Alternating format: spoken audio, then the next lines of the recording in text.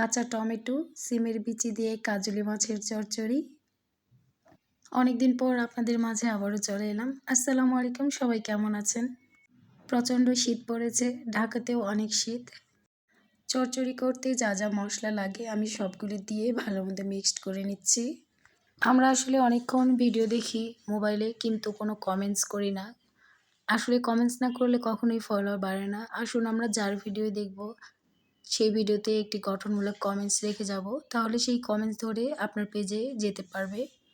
এতে করে আপনার এঙ্গেজমেন্টটা ঠিক থাকবে, পরিচিতিও বাড়বে। একটি ইউটিউব চ্যানেল অথবা পেজ খোলা যতটা সহজ, সেটা ধরে রাখা অনেক কঠিন। যারা ভিডিও বানায় তারা অবশ্যই জানে 1 মিনিটের ভিডিওতে কতটুকু পরিশ্রম করতে হয় আর কতটুকু সময় যায়। তাই বলবো, যার ভিডিও আপনার সামনে আসবে সুন্দর একটি গঠনমূলক কমেন্টস করবেন, লাইক করবেন, শেয়ার করবেন, সবাইকে সাপোর্ট করবেন। আমি যখন ভিডিওতে ভয়েস দিই অনেক সমস্যায় পড়ি, বাইরে থেকে অনেক আওয়াজ আসে, বাচ্চারাও অনেক বিরক্ত করে, তবুও কমপ্লিট করি।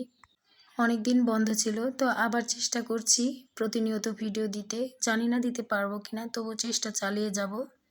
যারা ইউটিউব থেকে দেখছেন চ্যানেলটি অবশ্যই সাবস্ক্রাইব করবেন, আর যারা পেজ থেকে দেখছেন পেজটি অবশ্যই ফলো দিবেন। আল্লাহ হাফিজ।